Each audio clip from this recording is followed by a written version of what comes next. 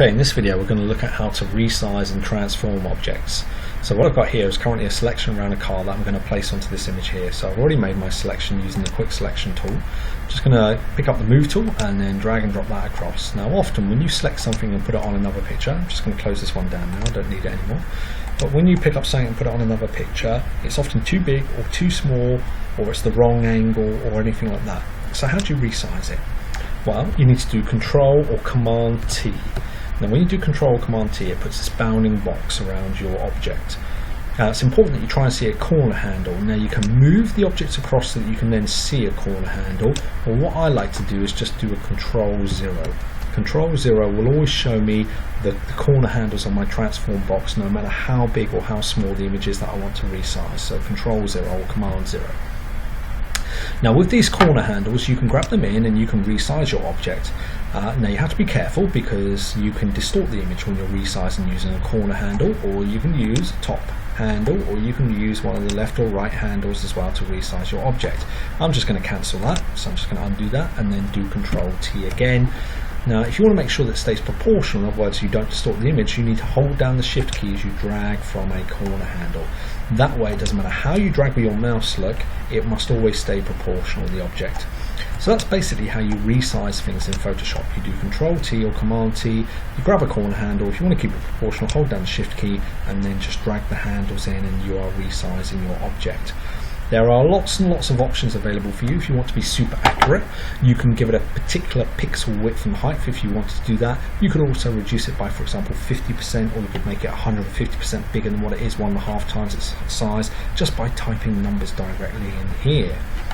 The other thing about transform as well is that whilst you've got the bounding box up, if you place your mouse outside the bounding box, your arrow turns to this sort of bendy two-headed arrow.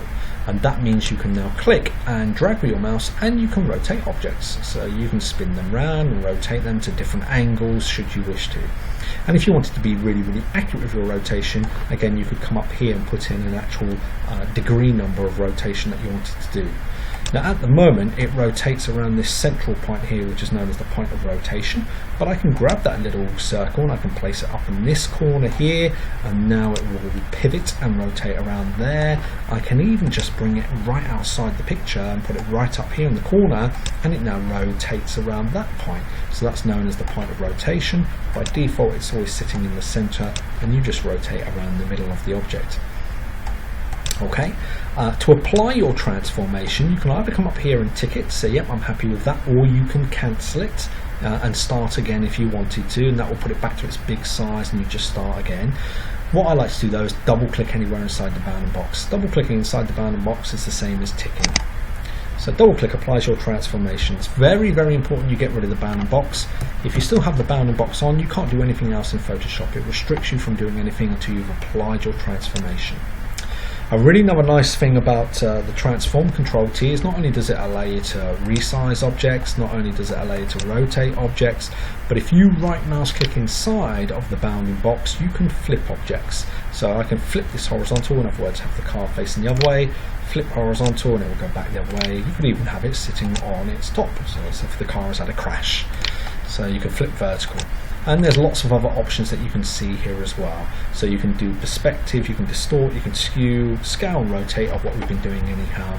These other ones are useful for text and that kind of thing, but that's transform. So Control and T, transform, allows you to resize any of your objects in Photoshop, whether it be images, whether it be text, whether it be shapes, anything that you have in Photoshop.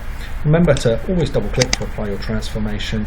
If you need to bring it back up again, just Control or Command T to bring up the bounding box and away you go.